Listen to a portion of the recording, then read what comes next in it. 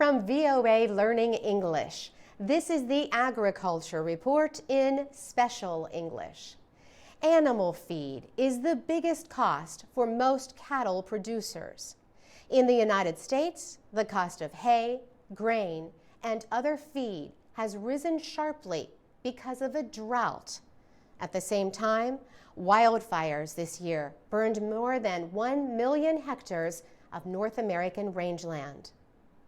Jack Field raises cattle in the northwestern state of Washington.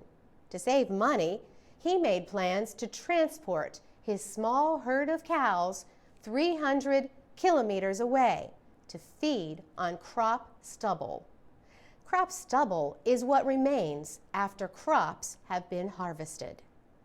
Moving his cattle from farm to farm costs money and time, but he says if he can avoid feeding them hay, he can still make a profit.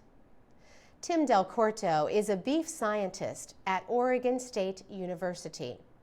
He is working with ranchers and feedlot owners to help them find lower-cost ways to feed cattle. He says cattle can eat things like grass seed straw and distillers' grains. These grains are left over from ethanol fuel production. He says cattle can also eat vegetables rejected by vegetable processing factories, like green beans and carrots.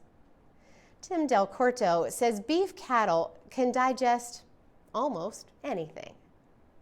The rising cost of feed has led agricultural research universities to give greater attention to what experts call feed efficiency.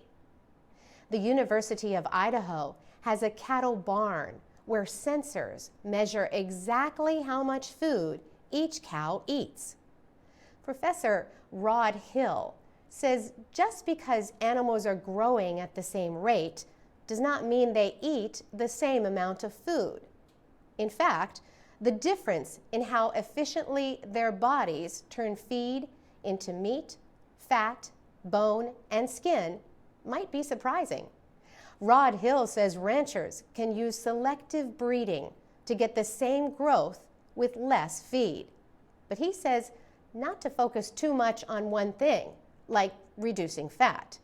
He says that while leaner beef cattle are more efficient, they produce less profitable meat. For VOA Learning English, I'm Carolyn Presutti.